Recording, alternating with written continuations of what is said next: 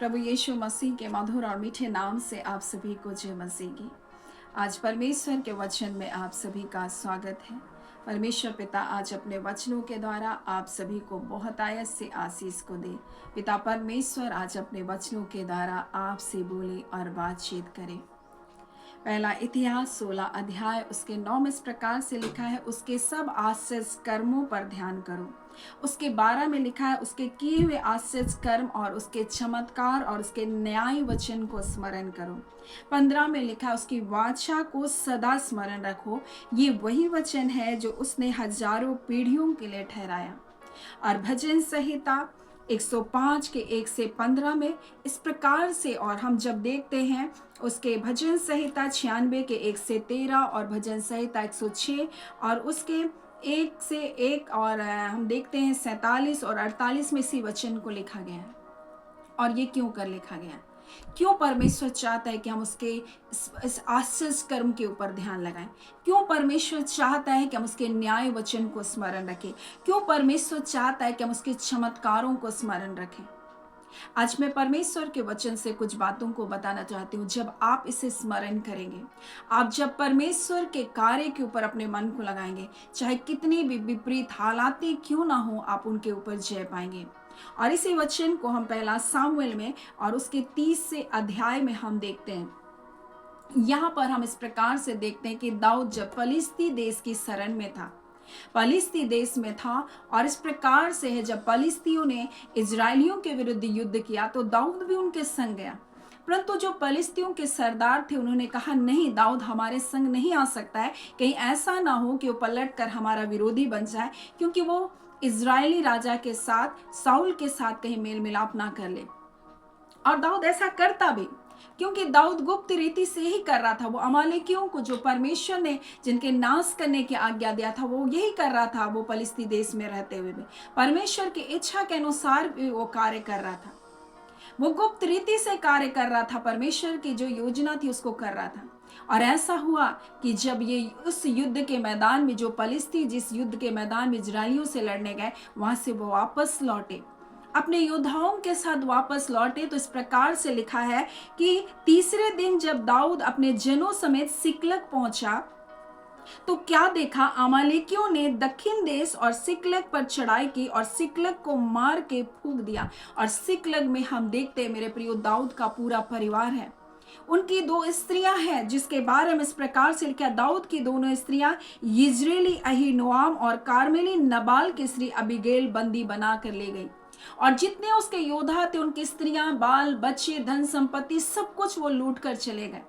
और ऐसा हुआ, दाऊद को उसके साथी लोग उसको मार डालना चाह रहे थे, और वो इतना विलाप कर रहे थे, इतना रो रहे थे चिल्ला चिल्ला कर, कि लिखा है उनमें रोने की शक्ति ना बची।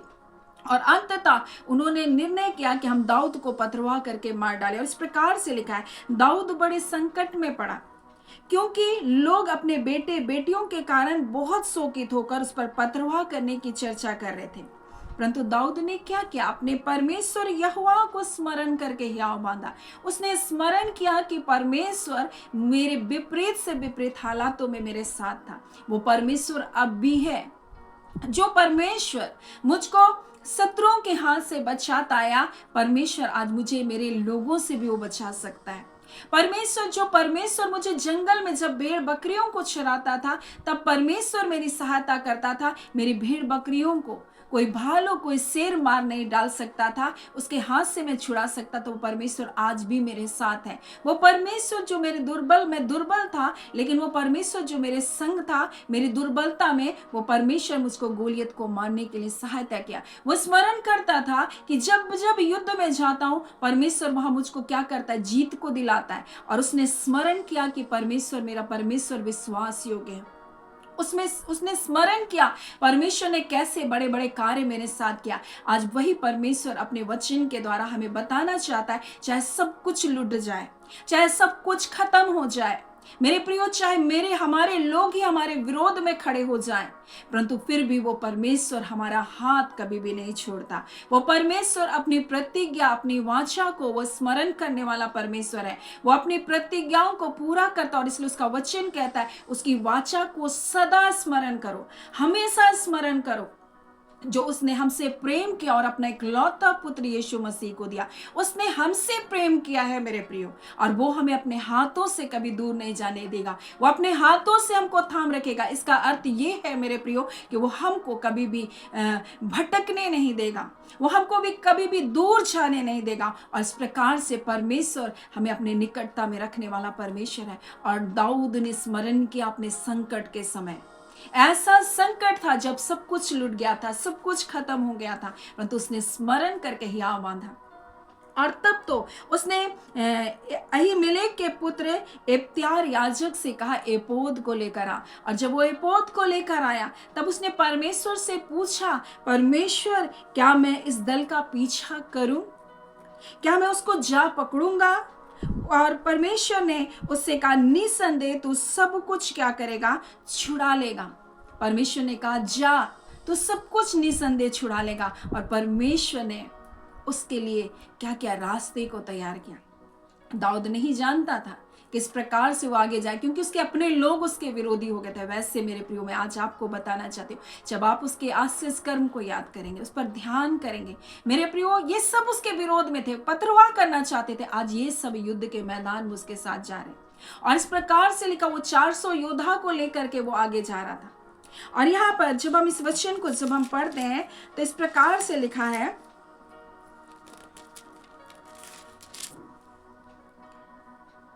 कि जब वो जा रहे थे तब वहां इस प्रकार से लिखा है कि उसमें से 200 लोग जो थक गए थे रास्ते में, उन्होंने वहां पर जाना ना चाहा, क्योंकि वो इतना थक गए थे कि वो आगे जा नहीं सके। और इस प्रकार से लिखा है, दाऊद 400 पुरुषों समेत पीछा किए चला गया, परंतु 200 जो थे थक गए। अब 200 बचे और इन 200 को लेकर वो आगे बढ़ा। और तब तो वहां पर आगे में उसको एक मिस्री दास मिला, जो अमालेकी सेना का किसी व्यक्ति का दास था। और वो बीमार होने के कारण उसको छोड़ गए थे। और वो व्यक्ति स्वयं आया उनके पास, उसके लिए क्या लेकर? उसके लिए अंजीर की टिकिया और अंगूर के गुच्छे को लेकर आया। और दाऊद जो 3 दिन से ना खाया था ना पिया था, उसको खाकर बल पाया। और तब उस व्यक्ति ने कहा कि मैं तुझे बताऊंगा कि वो कहाँ गए हैं। और दाऊद से वाचा बांधा कि तू मुझे उनके संग नहीं करना, उनके मेरे प्राण से तू मुझको मत मारना, और ना मेरे स्वामी के हाथ में कर देना, तब मैं तुझे उस दल के पास पहुंचा दूंगा। दाऊद ने उसे वाचा बांधा और वो व्यक्ति उनके पास पहुंचाया, उन अमालेकियों के पास पहुंचाया, जो लूट के कारण बहुत आनंद कर रहे थे, आनंद मना रहे थे। और वहां पर दाऊद ने सब कुछ जो उसका लूटा गया था, और सिर्फ जितना लूटा था उतना ही नहीं, परंतु जो वो दक्षिण देश से लूट कर लेकर आए थे, वो सब कुछ लूट करके दाऊद वापस आया। जितना लूटा गया था उससे कहीं बढ़कर वो लूट कर अपने सारे परिवार को, जितने उसके योद्धाओं के परिवार के बाल बच्चे, धन संपत्ति, सब कुछ, और उससे बढ़ करके वो वापस आए। और इसलिए मैं आज आपसे कहना चाहती हूँ, आप स्मरण रखें, जिस परमेश्वर के ऊपर आपने विश्वास किया है, वो परमेश्वर कभी भी आपको नहीं छोड़ेगा। वो परमेश्वर कभी भी आपके विपरीत हालातों में, जब लगे सब कुछ खत्म हो गया, तब भी मेरे प्रिय परमेश्वर सब कुछ आपके जीवन में वापस करने वाला परमेश्वर। जो कुछ आपने खोया है, आप उसे बहुगुणित करके आप पाएंगे अपने जीवन में। वो सब कुछ बढ़कर आपके जीवन में आएगा। ऐसा कोई भी चीज ना होगा मेरे प्रियो जो आप कह सके एक दिन कि मेरे पास ये लुट गया और मुझको नहीं मिला। वो परमेश्वर हर लुटी हुई चीजों को लौटा लेगा, और उससे कहीं बढ़कर परमेश्वर आपको आशीष को देगा। मेरे प्रियो, वो बहुत कम लोगों को लेकर गया, उसके आधे से ज्यादा लोग थक गए थे और जा नहीं पाए, परंतु आधे लोगों को लेकर गया, और वो क्या क्या उस युद्ध में विजय को पाया। मेरे प्रियो, परमेश्वर हमारे जीवन में इस बात को बताना चाहता है। कई बार लगे कि मेरे साथ बहुत सारे लोग नहीं है, परंतु परमेश्वर उन थोड़े से लोगों के द्वारा भी आपको जय दिला सकता है, जिसे दाऊद के साथ हुआ। वो 200 योद्धाओं के साथ एक बड़ी विजय को पाया। मेरे प्रियो, लोगों का होना ना होना मायने नहीं रखता, परमेश्वर का होना मायने रखता है। परमेश्वर जब हमारे साथ है, चाहे सब कुछ खत्म हो गया, परमेश्वर फिर भी उसको लौटा ले आने में सामर्थ्य है, और बढ़ करके परमेश्वर हमारे जीवन को आशीष देगा। वो जितना हमने खोया है उससे कहीं बढ़कर परमेश्वर हमें लौटाने वाला परमेश्वर है। और इसलिए आज मैं आपसे कहना चाहती हूँ, आप स्मरण रखें, परमेश्वर की वाचा को आप स्मरण करें कि वो आपसे कैसा प्रेम करता है। आप स्मरण करें कि परमेश्वर ने कैसे बड़े बड़े आश्चर्य कर्म किए, परमेश्वर ने कैसे टूटे परिवारों को जोड़ा, परमेश्वर ने कैसे एक स्त्री, एक विधवा स्त्री जो कर्ज में डूबी हुई थी, परमेश्वर ने उसके लिए आश्चर्य कर्म किया। मेरे प्रिय, उसके बच्चे को ले जाना चाहते थे वो जो कर्ज देने वाले थे, लेकिन मेरे प्रिय एक आशीष कर्म उसके जीवन में, मेरे प्रिय उनके पूरे परिवार के लिए आशीष का कारण रहा। ना सिर्फ वो कर्ज से मुक्त हुए, मेरे प्रियो जो तेल को भरते गए, ना सिर्फ वो कर्ज से मुक्त हुए होंगे, लेकिन उसके जीवन में, उसके परिवार में फिर किसी बात की घटी ना रही होगी। आज वही परमेश्वर आपका परमेश्वर है। मेरे प्रियो, आप कुछ भी ऐसा जो खो चुके हैं, परमेश्वर उससे कहीं बढ़कर देने के लिए सामर्थ्य है। इसलिए मेरे प्रियो, आप निराश ना हो, आप स्मरण रखें परमेश्वर के आश्चर्य कर्म को, उसके चमत्कारों को, उसके न्याय वचन को। मेरे प्रियो, उसकी वाचा को स्मरण करें, उसके ऊपर ध्यान लगाएं। व्यर्थ बातों पर ध्यान न लगाएं, परंतु परमेश्वर ने जो कुछ किया है उसके ऊपर ध्यान लगाएं।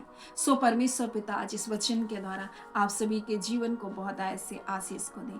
आमीन। आइए हम प्रार्थना करेंगे। धन्यवाद देते जीवते सच्चे सामर्थ्य पिता परमेश्वर, प्रभु यीशु मसीह के मधुर और मीठे नाम से अब आपके पास आते हैं। हम आपके शुक्रगुजार हैं खुदान परमेश्वर, क्योंकि आप अपनी वाचा को, अपनी प्रतिज्ञाओं को पूरा करने के लिए विश्वास योग्य हैं। और पिता परमेश्वर, जो कुछ प्रभु आपके लोगों के जीवन से शत्रु ने लूटा है, प्रभु जो कुछ परमेश्वर आपके बच्चों के जीवन में हानि और नुकसान को उन्होंने देखा है, हाँ पिता परमेश्वर, जो विरोध को देखा है परमेश्वर, जो अकेलेपन को देखा है परमेश्वर, वो सब कुछ प्रभु जी आप अपने लोगों के जीवन में, हाँ पिता परमेश्वर प्रभु जी, उन जगहों में परमेश्वर जहां वो हानि को देखें, उनकी आप भरपाई करने जा रहे हैं। इस वचन के अनुसार परमेश्वर कि आपका वचन कहता है, मैं तुम्हारी हानि को भर दूंगा, मैं तुम्हारे नुकसान की भरपाई करूंगा। जो कुछ लूटा है तुम उसे फिर से वापस पाने जा रहे हो। जो कुछ खत्म कर दिया गया परमेश्वर जगह से फिर से प्रभु जी एक नए जीवन के आप शुरुआत करने जा रहे हैं। हम आपका धन्यवाद करते खुदान परमेश्वर। और इस घड़ी प्रभु हम प्रार्थना करते हैं पिता, जिन्होंने अपने बच्चों को खोया है, जिन्होंने परमेश्वर प्रभु जी अपने गर्भ में पल रहे बच्चों को खोया है, मैं उनके लिए प्रार्थना करती हूँ पिता, प्रभु उनके गर्भ को आशीष को दे प्रभु जी। और खुदान परमेश्वर प्रभु जी एक पिता एक अच्छे स्वस्थ बच्चे को जन्म दे परमेश्वर, और उसके द्वारा आपके नाम की महिमा हो। हम उनके गर्भ को ब्लेस करते हैं यीशु के नाम से, हम उन्हें आशीष को देते हैं बच्चे की, प्रभु यीशु के नाम से वो बच्चे के आशीष को पाने पाए। खुदान परमेश्वर हम इस घड़ी प्रार्थना करते हैं पिता, जो पिता टूटे परिवार के कारण प्रभु निराश है, आप उनके परिवार को फिर से बनाइए।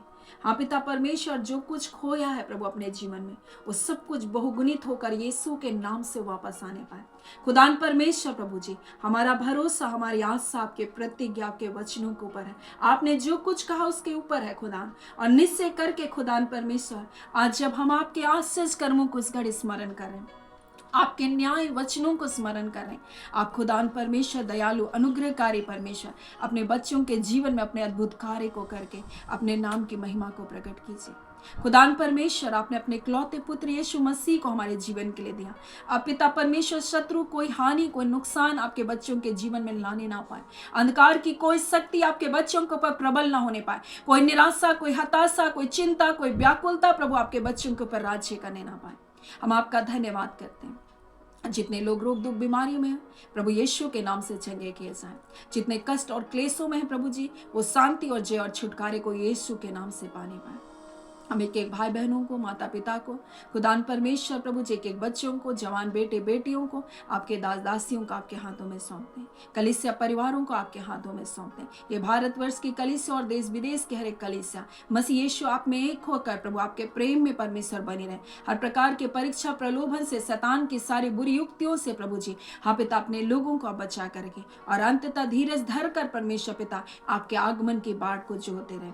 हम धन्यवाद देते हैं, प्रार्थना धन्यवाद के साथ प्रभु यीशु के नाम से मांग लेते हैं। दया से अनुग्रह से ग्रहण कर लीजिएगा। आमीन। परमेश्वर पिता आप सभी को बहुत ऐसे आशीष को दें। आमीन।